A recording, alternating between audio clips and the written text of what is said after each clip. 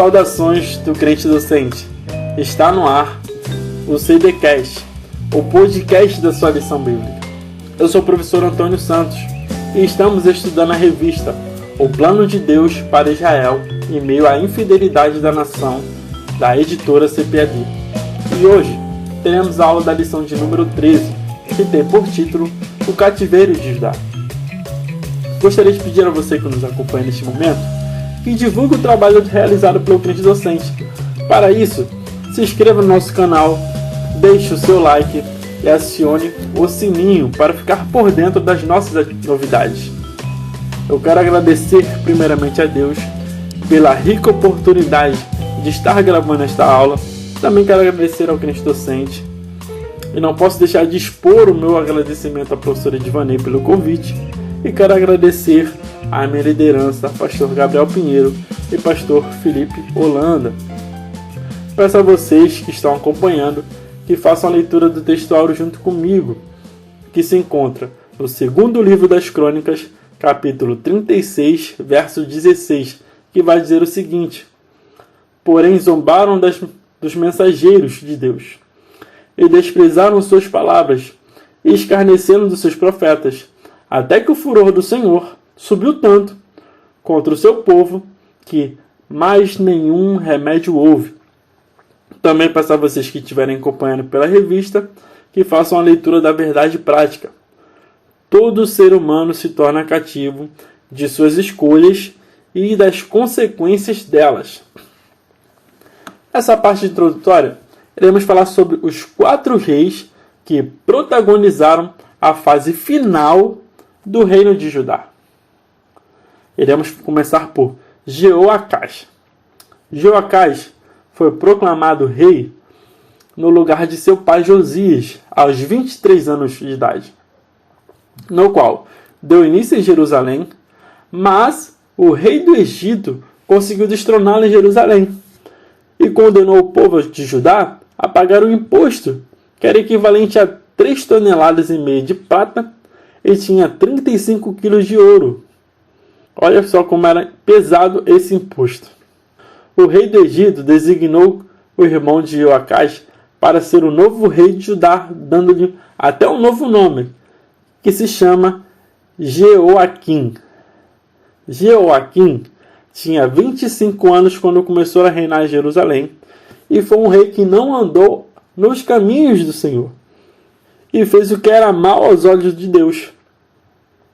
E ele foi levado cativo, preso a correntes pelo rei da Babilônia, Nabucodonosor. Então, Joaquim, filho de Jeoaquim, passou a reinar em seu lugar. E governou por pouco tempo, governou apenas por 3 meses e 10 dias. E seguiu os atos de seu pai, fazendo o que era detestável aos olhos do Senhor. E também foi levado para a Babilônia, e proclamou seu tio como rei de Judá. Zedequias foi proclamado rei no lugar de Joaquim, que tinha 21 anos quando começou a reinar, e governou 11 anos sobre Jerusalém e Judá. E ele também agiu de maneira que não agradou ao Senhor, e a palavra diz que ele não deu ouvidos e nem se humilhou diante do Senhor. Aqui nessa parte, vemos 4 reis que não buscavam a presença do Senhor, pois estavam no lugar de destaque, no qual foi o próprio Deus que permitiu que o povo de Israel passasse a ter rei, e logo mais iremos tratar um pouco sobre este ponto. Pessoas que deveriam estar liderando a nação para viver as promessas de Deus, mas estavam fazendo o contrário. Eram pessoas de referência, mas não tinham Deus como referência. E quando o Senhor não é a nossa referência como direção, ficamos completamente perdidos e entregues nas mãos do adversário. O Senhor é quem nos dá a direção, pois vemos isso claramente quando o povo se movia no deserto. Eles só levantavam um acampamento quando a nuvem do Senhor se movia. Ali o Senhor estava ensinando a eles que o melhor caminho a seguir é aquele ao qual o nosso Senhor nos direciona. E para fazermos isso, precisamos estar no centro da sua vontade, abdicando o nosso eu e buscando mais da parte dele. A referência na qual eu citei aqui, eu vou citar para vocês. Se encontra em Números, capítulo 9, verso 17. Vai dizer o seguinte: quando a nuvem se elevava sobre o tabernáculo, então os filhos de Israel punham-se em marcha. No lugar onde a nuvem parava, ali acampavam os israelenses. Olha que verdade linda. Olha que ensinamento o Senhor deu para este povo. Deus está direcionando o povo. Quando a nuvem se movia, é que eles entendiam que podiam marchar. Mas se a nuvem permanecesse, eles permaneciam debaixo da proteção do nosso Senhor. E como fazemos para seguir esse direcionamento e termos esse entendimento? Sendo obediente aos seus mandamentos e sendo obediente à sua vontade. Pois somos seres que nascemos para glorificar o nosso Deus. Então, foi por isso que fomos feitos. Isaías capítulo 43, verso 8, vai dizer, que fomos feitos para a glória de Deus. E para não deixar um ponto sem nó, vou citar aqui algumas referências que Deus, através da sua presciência, já tinha falado ao povo sobre a questão do rei. A questão de que um dia existiria reis, que iriam governar o povo de Israel. Gênesis capítulo 17, verso 6 vai dizer o seguinte: far-te-ei fecundo extraordinariamente, e te fareis nações, e reis procederão de ti. No verso 26 do capítulo 17: abençoá-lo-ei, e dela te darei um filho, sim, eu o abençoarei. E ela se tornará nações, rei de povos procederão dela. Aqui é Deus dando a promessa a Abraão. Ele falando com Abraão. Em Gênesis capítulo 35, verso 11, vai dizer o seguinte: disse-lhe mais: eu sou o Deus Todo-Poderoso, sê fecundo e multiplica-te. Uma nação e multidão de nações sairão de ti, e reis procederão de ti. Até que chegamos em Deuteronômio capítulo 17, a partir do verso 14. Vai falar que sobre a questão, lemos que vai falar sobre os deveres de um rei. Isso para que Deus já havia estabelecido o que o rei que fosse elegido deveria cumprir, pois o rei tinha que ter compromisso com a lei. Se pegarmos o capítulo, vai falar um pouco sobre quais eram os deveres do rei, que ele deveria possuir uma cópia das escrituras, uma cópia da lei. Vai tratar exatamente o que um rei deveria ser, qual era o padrão do rei, já estabelecido pelo próprio Deus. E esses homens, na qual eu citei, eles não tiveram esse entendimento, não tiveram esse compromisso, não tiveram esse compromisso com a palavra do Senhor. Mas foram homens que deixaram a desejar na missão na qual foram imputados, a missão de governar o povo de Israel. O rei deveria ser uma referência na qual iria aproximar o povo a Deus. Mas foram reis que negligenciaram aquilo que Deus colocou em suas mãos. Até então, aí chegamos em Zedequias, que foi o último rei, onde iremos tratar um pouco mais sobre ele. Falando aqui de Zedequias, conforme foi citado anteriormente. Que ele não foi obediente a Deus. O seu erro, mesmo sendo uma referência para o povo, seu povo, foi não cumprir a vontade de Deus. Ele não cumpriu a vontade de Deus. Olha só, um rei, alguém que tinha uma missão, tinha um compromisso, já tinha a lei estabelecida quanto às suas atitudes, ele negligenciou em fazer a vontade de Deus. Interessante que, quando ele perguntou ao profeta Jeremias sobre o que ele deveria fazer conforme a vontade do Senhor, que era o que ele deveria fazer e se render aos príncipes da rei da Babilônia, pois sua vida seria poupada e a cidade não seria destruída pelo fogo. E veria não somente ele, mas também sua família. O profeta deu um direcionamento, o profeta deu uma palavra para a sua vida. Olha, faz isso aqui, que isso aqui vai dar certo.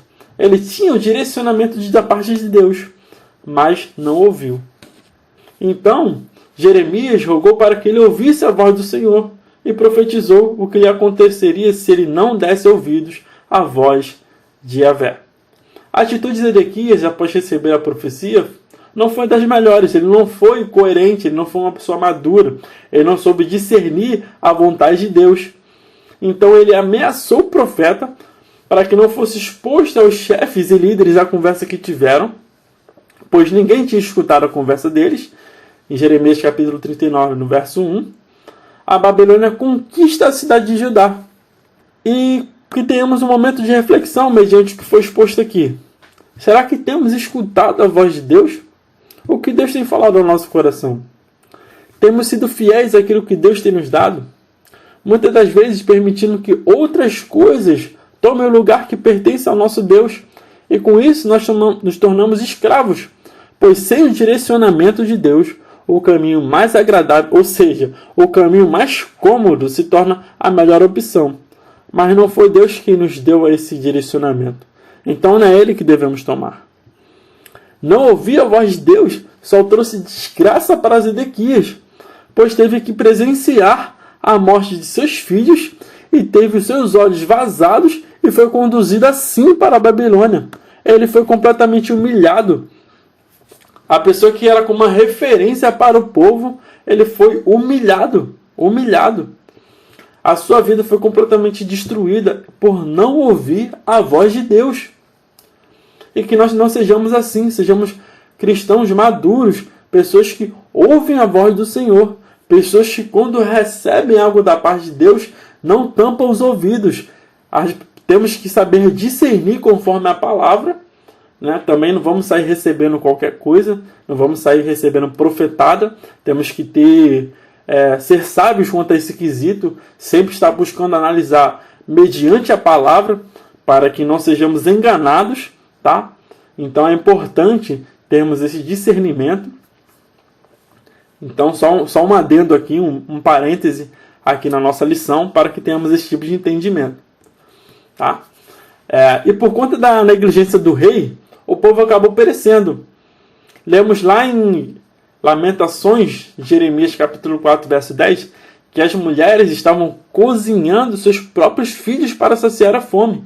E vemos um cenário de tristeza e destruição, onde havia fome e sede, e um povo que pereceu por conta das más ações praticadas sem a orientação da parte de Deus. Em virtude da negligência de um homem que tinha um dever, uma missão para poder com o seu povo, que tinha as diretrizes que estavam na palavra de Deus, teve o direcionamento da parte de Deus através de um profeta, e mesmo assim ele não deu ouvidos. Mas temos um Deus que ele está acima de todas as coisas. Um Deus que está acima das nossas lutas, um Deus que está acima das nossas limitações. É um Deus ilimitado. É um Deus que transforma o impossível em possível. Então esse cenário de desgraça, esse cenário de tristeza, esse cenário de fome, de sede, onde os filhos, as mães estavam sacrificando seus filhos para saciar a fome. Esse cenário, em virtude da bondade de Deus, pôde ser mudado. Lemos em Lamentações de Jeremias, capítulo 3, verso 22 a 23, vai dizer que a bondade do Senhor é a razão de não sermos consumidos, porque as suas misericórdias não têm fim, renovam-se plenamente a cada manhã. Grande é a tua fidelidade.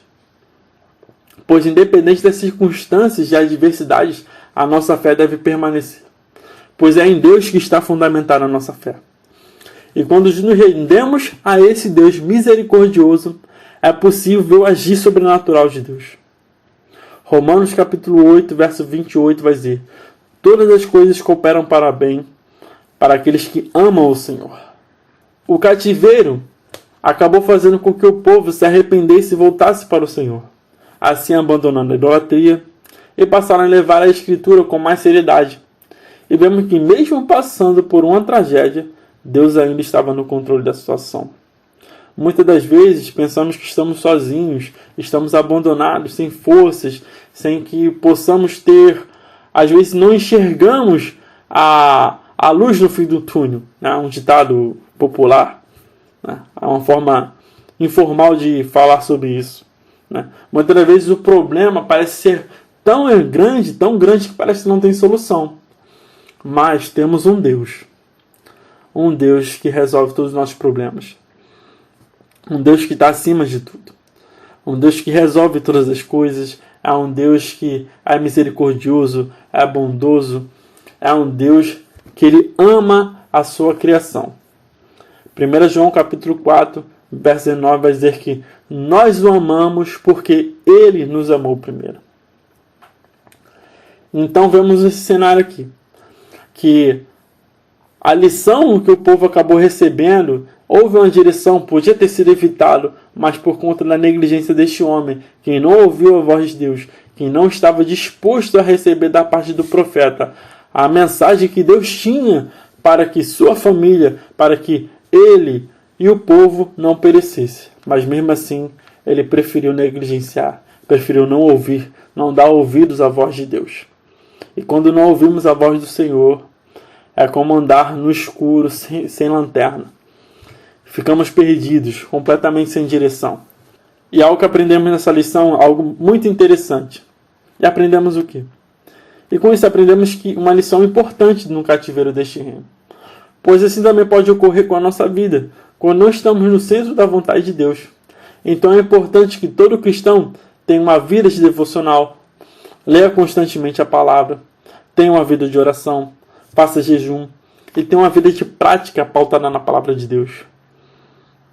É muito interessante que nós sejamos comprometidos com a palavra de Deus. Porque a palavra vai dizer que o povo perecia por falta de conhecimento. Aqui, este rei, ele teve a oportunidade de agir diferente, sabe? E talvez Deus tenha te dado inúmeras maneiras de ter feito algo diferente, de ter agido diferente, de ter pensado diferente. Você deve ter recebido uma palavra, um direcionamento, mas por conta das vezes da soberba, por conta das vezes negligenciarmos a voz de Deus, por conta de negligenciarmos o nosso secreto, negligenciarmos coisas que devemos estar fazendo no reino, mas estamos mais preocupados com coisas externas, coisas secundárias, estamos deixando de lado a vontade de Deus, estamos deixando de lado o nosso Deus, colocamos coisas onde é o lugar dele, damos legalidade para outras coisas para ocuparem o lugar dele, coisas que devemos estar fazendo era exatamente estar debaixo da sua vontade, sendo submissos ao nosso Senhor, sendo submissos à sua vontade, abandonando o nosso eu, a nossa soberba, a nossa altivez, muitas das vezes o nosso ato de nariz em pé, coisa que a atitude desse rei Zedequias, ele foi negligente, ele foi orgulhoso, ele não quis ouvir a voz de Deus. Mas que sejamos diferentes, que nós possamos escutar a voz do nosso Senhor, que possamos estar buscando cada vez mais estar no centro da sua vontade. Então, meu amigo, meus irmãos que estão ouvindo esse podcast, que você esteja sempre buscando ouvir a voz de Deus. Tenha um momento de secreto. Feche a porta no seu quarto. Se ajoelhe, se proste. Faça da sua maneira, a maneira que mais te convém, a maneira que você pode. Busca o Senhor. Busca o Senhor. Tenha uma vida de secreto. Tenha uma vida de relacionamento com Deus. A palavra vai dizer sobre, no grego, no original, quando falamos em 2 Coríntios, capítulo 13, verso 13, ou verso 14, dependendo da tradução, vai falar sobre vocês conhecem bem, que é a bênção apostólica, que vai falar sobre a comunhão com o Espírito Santo, que vem do grego koinonia. Koinonia é relacionamento. Então, que temos uma vida de relacionamento com o Senhor. Espero que essa aula tenha te abençoado. Espero que você possa ouvir esse podcast na sua casa, que você seja edificado, que a palavra tenha entrado no seu coração, que você tenha recebido um direcionamento da parte de Deus. Espero que o Senhor tenha tratado algo no teu particular, no teu secreto, que você tenha uma semana abençoadíssima, tá? Que Deus esteja com você. Eu quero te fazer um convite. Eu quero te convidar para seguir o Crente Docente no Instagram, @Crente Docente. Quero te convidar também no Facebook pelo endereço facebook.com/crentedocente e também para ativar as notificações no canal do Crente Docente no YouTube. Que Deus te abençoe. Fique em paz.